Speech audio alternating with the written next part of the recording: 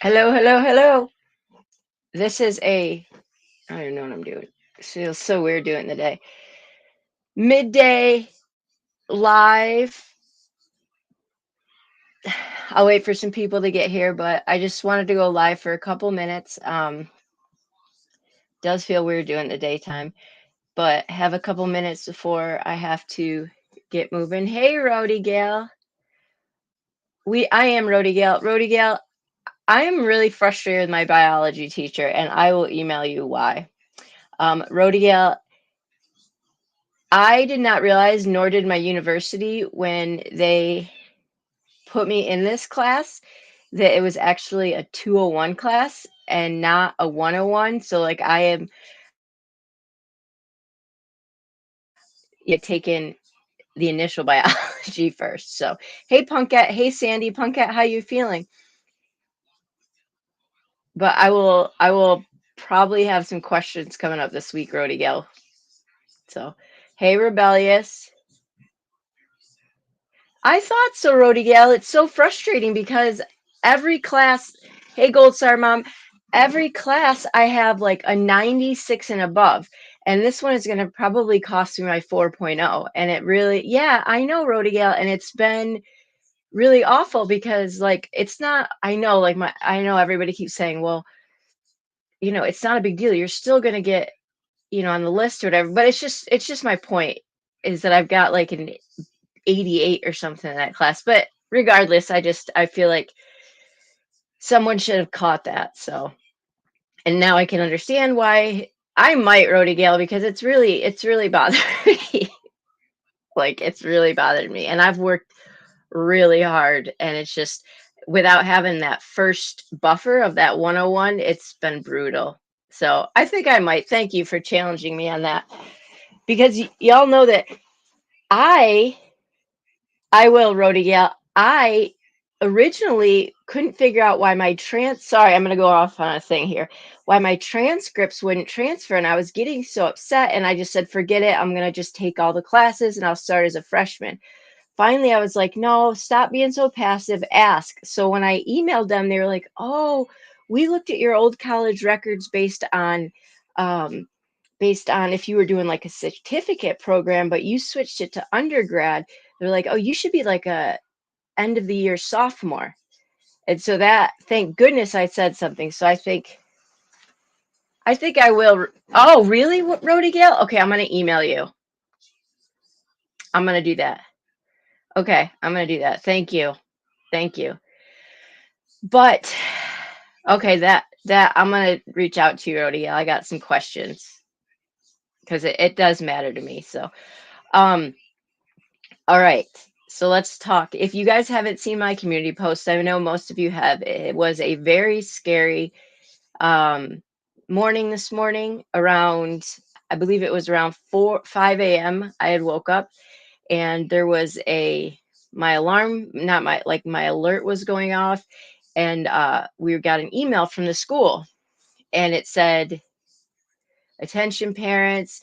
And they're very transparent. It sends you the email. It said, this is what we received from the school through our webmaster, right? So this just came through. I was impressed because this came through just like any old, email. So it came through their web school address and it just said that they were going to bring weapons to school, be prepared for like, shootout, all that kind of stuff.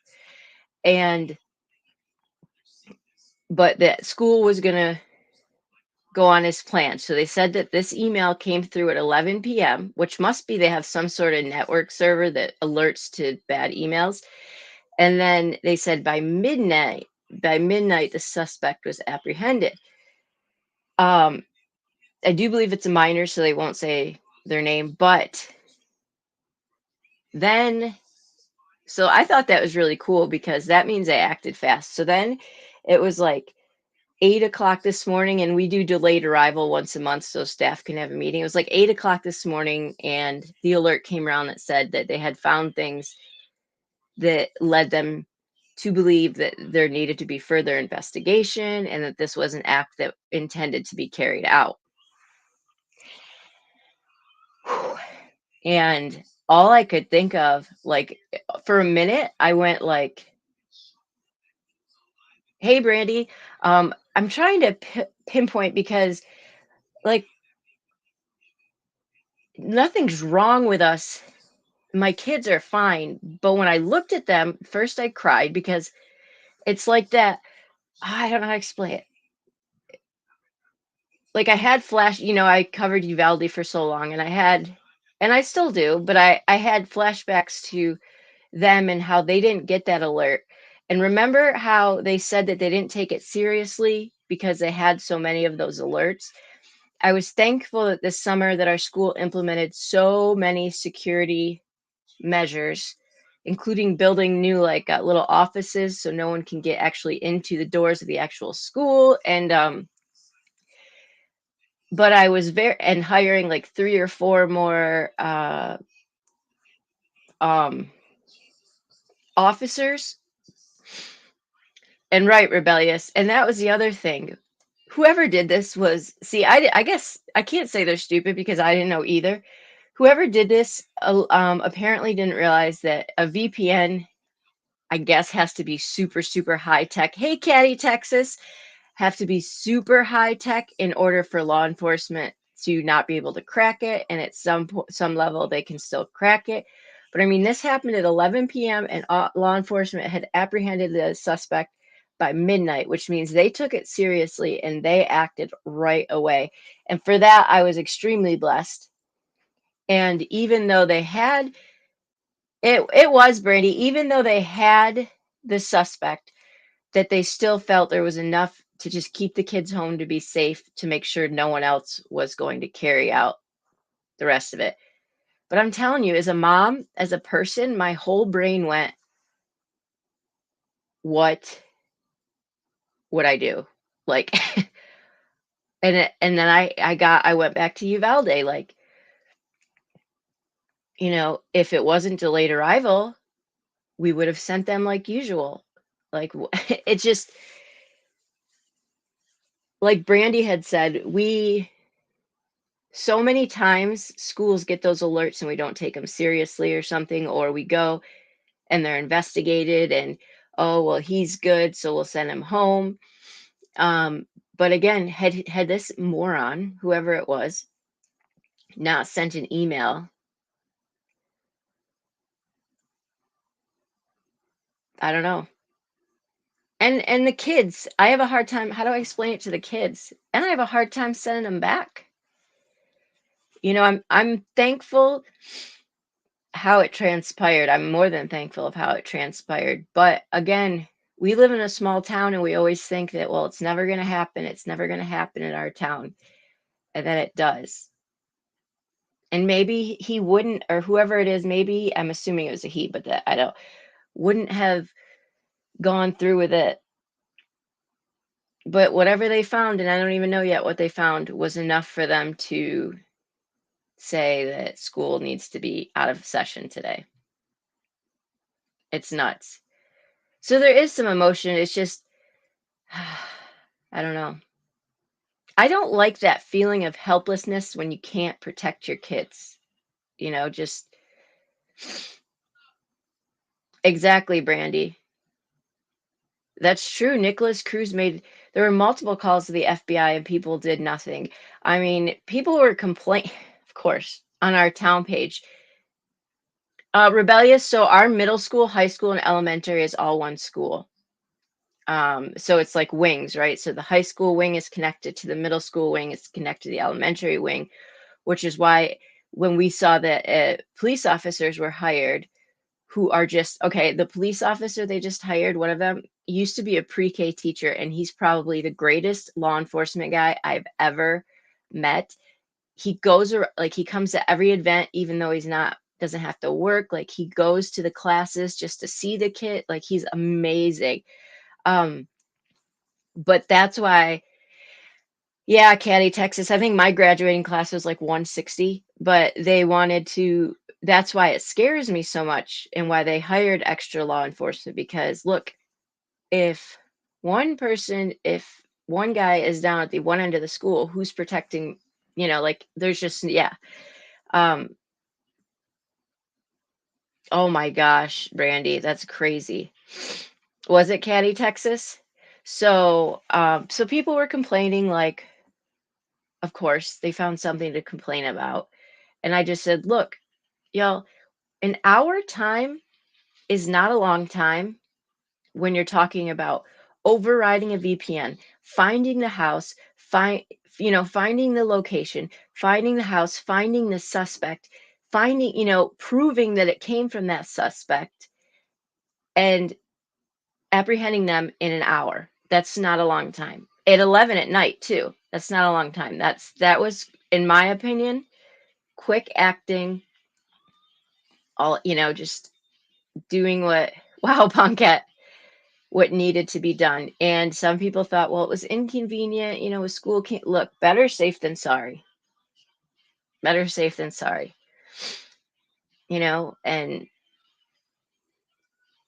my kids are home an extra day because they want to make sure that no one else was going to help him carry things out. I say, keep them home. But I think it needed to happen because it helped me to realize, like, it put even more into perspective some of these things that I cover, like Parkland or Uvalde and stuff, to just go, man, this stuff is real. This is real life now. It's real life. And this kid, whoever he did, hey, I love Durf, great to see you. I was rebellious. I thought it was handled magnificently. Worked round the clock to, verify the threats, felt there was a reason that they were verifiable, and there was enough evidence to prove that it was going to be, that there was potential that this person was going to do something. So they canceled school. I thought it was phenomenal. Hey, Diana. Um, I just hope, my biggest hope is that other school districts act accordingly. Like, alerts are taken seriously. Exactly, Brandy. Exactly. We live in a town today, for me, was proof that if we listen and we follow the alerts, it can be stopped. It really can be, because it would have been easy to get that through quick, verify it. Okay, he's good. And then, deal with it. So it's just, we have to, at this point, it's the only thing that's going to stop it. Hey, Beatlemaniac, and I do feel comfortable with as thorough as upbringing that they won't send the kids back if they think that. I mean, and I said to my aunt, goodness, we live in a time where we used to, like, we're used to getting snow days, not like threats like this. And my mom did say, because she works at the school, that whoever it is in an enormous amount of trouble, whether it be a minor or an adult. I have a feeling it was a minor, but because, like, you just ruined your life. I mean, if you thought that you were just going to do it just to, see how far you could go with it, like, they will make an example out of this person. It was, Diana, it was my kid's school. It was my kid's school, and it was terrifying. And I was just thanking the Lord for the way that the district handled it and that they kept the kids home. And a lot of these threats, you just think, well, it's just a threat. Okay, I get it. But I mean, I do know that something enough was found to warrant the day for further investigation. And that scares the crap out of me. Yeah, I know, Brandy. Oh, they did, Diana.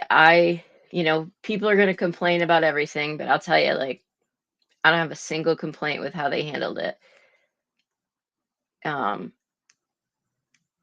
Especially being a small town with small town law enforcement, the state police immediately got involved. I just think that, and we're not a wealthy area, so nobody think that we're like, I mean, we're a very, low wage type of area, minimum wage type of area, but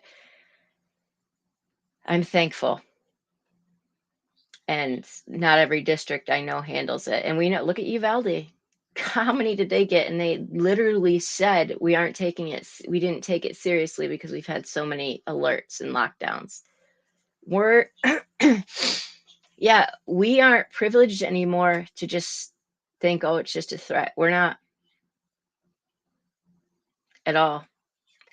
The hardest thing for me, and then I do want to talk a little bit about Debbie, but the hardest thing for me is I don't know what to tell my kids to make them feel secure to go back tomorrow. Like my oldest two, they're okay, but I know, right, Brandy?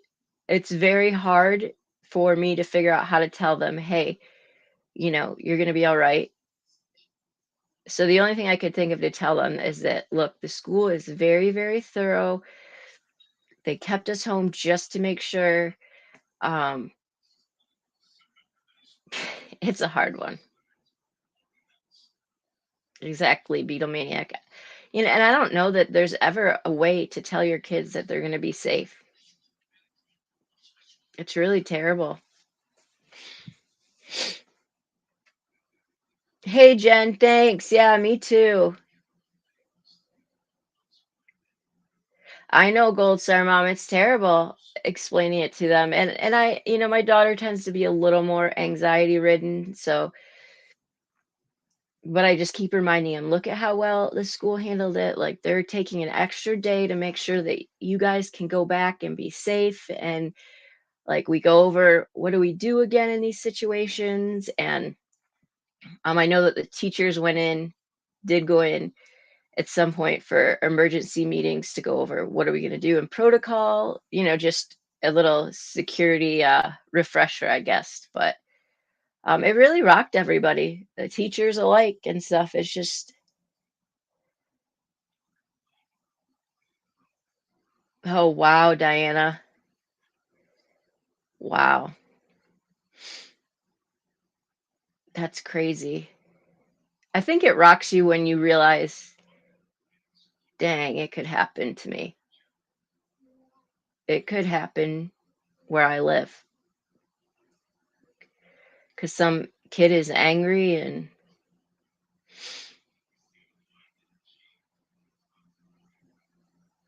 it is, Diana. And I hate that that's like both my kids were supposed to have soccer games. And so I had gotten them up and I walked upstairs and I was like, hey guys, no school today. And they looked outside and it's beautiful out. And they were like, what? Why? Like, because we're thinking, they're thinking, what do you mean there's no school? Like, it's not a snow day. And I was like, oh, there was a threat and stuff. And they were like, oh, it's just wild to me that that has to be a reason for me to go up and tell my kids that there's no school. It's just really scary.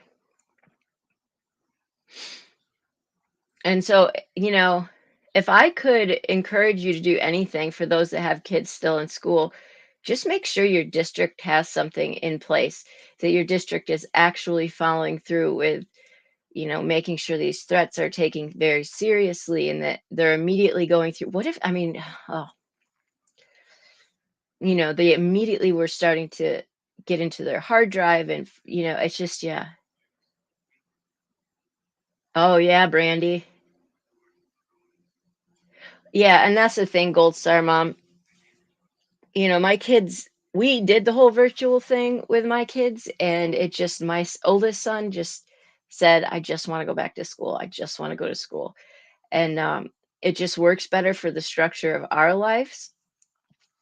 And I will say I'm pretty comfortable seeing how this was handled in the in how the school's going to respond.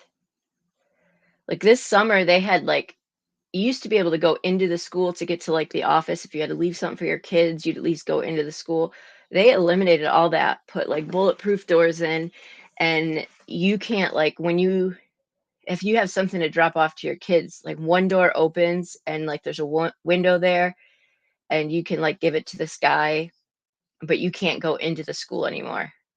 And I'm just thankful. I'd rather be safe than sorry. I'd rather them spend today investigating things and um, doing what they got to do. But my kids were disappointed. They're like, "What?" Like, we have soccer games and stuff, and so they made the best of the day, but it's just scary. So I appreciate everybody's kind words as far as, that goes. I was pretty wrecked, especially with covering Uvalde so hard and Parkland and just really being passionate about that. And it did. My heart broke a little bit more for Uvalde, just thinking, goodness, if any of them had listened to threats, that situation might have been avoidable.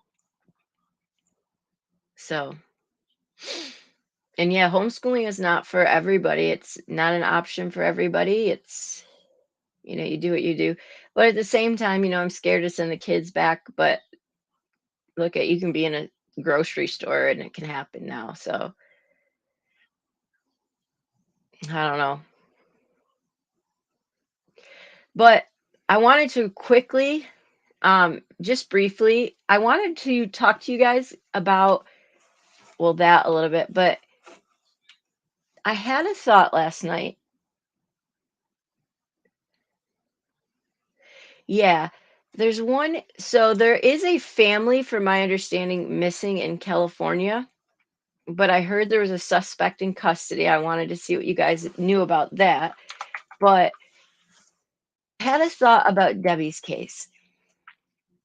Well, first of all, it was confirmed that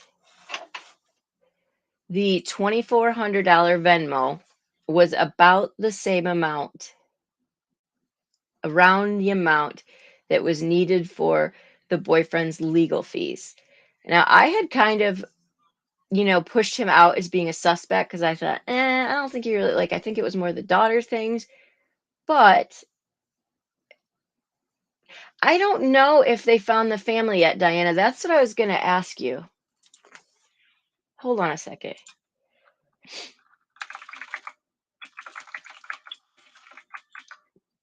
Also, it says victim still missing. So the suspect in the kidnapping of the family, he had tried to unalive himself and he's in critical condition, but the family is still missing. Wow. He was identified after he used the suspects, or he used the family's ATM card. Yeah, I haven't seen that the family's found, but that doesn't mean I don't know too much about it. Um, there's, hold on a second.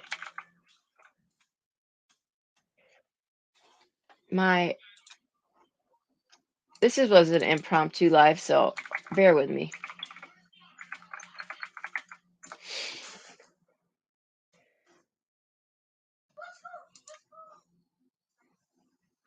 So here's one case. I'm also going to make sure that, what in the world am I doing? Why isn't it telling me to present? Okay. So this kid right here, Yaron Kathuri, I got an email asking me from somebody if I would reach out to dad, and I'm going to today, if I would cover his case. It is a very sad case. So he is 17 years old, and let me go, where did I? Okay, he is 17 years old from Douglasville, Georgia. Um, they found his car at a nearby mall, but no one has heard from him in days. He was last seen along Chapel Street and not far from the middle school. From my understanding, so they found his car on Friday morning, about 10 minutes from where he was last seen. And Kathuri said police told him his, sorry, what? The game is canceled. It is? Mm-hmm. I'm sorry, buddy. Thank you.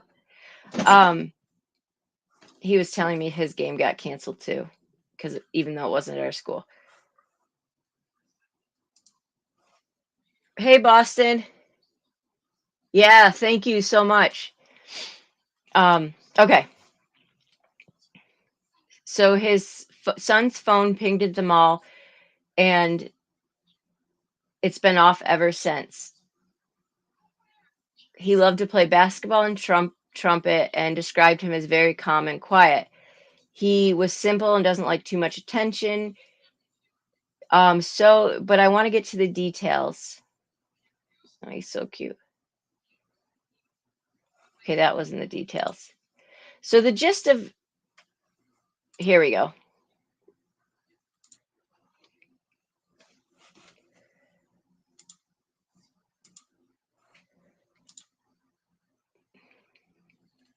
This is what breaks my heart about this. So 48 hours before Yaron went missing, his family were attempting to check him into a mental health facility. I know he's fearful because when he called, he said he was letting us down, which means that was when he called when he was about to go missing. The facility she took her son to, the mom, told her it was at capacity and Yaron would need outpatient treatment. And this is the mother speaking, I would say if he was admitted because he was really adamant about getting medication, that maybe could have calmed him down his fears about what he was going through. His parents said he went missing after concerns that he might hurt himself. Oh my gosh. So essentially what this is um, his parents went to get him help. Obviously he was having some sort of a mental break. When he got there, they were told that he was they were at capacity and that he was going to have to be outpatient. And I guess he was super adamant that he needed medication because he was going through a lot mentally, and they wouldn't take him. They said outpatient, and he left, and he has not been heard from since. And this is just another situation where our mental health, I mean, this kid was desperate to go to this inpatient program. And it's just another situation where our mental health system is just really struggling and really broken right now. And so his car was found, but he has not been found, and his phone was turned off. And his family is desperate for help and, desperate for awareness to be made. So I'm going to get in touch with his dad and see how we can help. I don't know. It's just awful. It's just downright terrible. It's kind of like Aiden Clune, bless his heart. He still hasn't been found. He went missing in April. And his mom's up there with search parties as much as she can, trying to travel those mountains and find him. And just, they expect him not to be alive, but to just bring him home. And it's just terrible. So, yeah, just be praying for them. And hopefully, I can find out what, anything else dad might know or ways he can direct us to figure this out. It is sad. It is really sad. All right, y'all. I will. Thank you, Caddy, Texas. It does. It does. For sure. But the other thing, I wanted to give you guys something to think about it. And I'm going to see if Kate is available later to go live. But I want to give you something that hit me last night with Debbie's case. Okay. So listen to what my theory. All right. So I don't know the rest of how it's going to play. I don't know yet about still the Venmo. I'm still up in the air on all of that. But so we know that just her stomach had burns on it and was charred. Oh, that's awesome, Boston. So I wonder, and remember, law enforcement said there's a strong possibility that she was still alive after being burned. So I wondered if and now, right, everybody assumed that she was nude totally. Well, now it's being said that she's actually was only partially nude, and that was the top of her. So I wonder if when she was, hey, Sherry, lit on fire or whatever, if she tore her shirt off and that's kind of what put the fire out and only caused her stomach area to be burned. And that could be why she had no upper, like why she was partially nude. And that could explain why she fell down the ravine. Now, that wasn't why she, I don't think that's why she was killed. But I'm wondering if that's why she was partially nude. The whole case still just drives me nuts. But so think on that. I'm going to do some more research since the kids have off now. And yeah, I don't know. That just was something I still can't figure out how she passed away though and why they haven't given a cause of death. Well, I guess they don't know. I thought they did know. I can't remember. But all right, y'all. Well, I'm gonna hop off of here. Thanks for my joining me in my impromptu live just to say hi, and we will touch base later and hopefully go live about Debbie and this California case and some other cases later. But I'll talk to you guys soon. Thank you so much. Have a good one.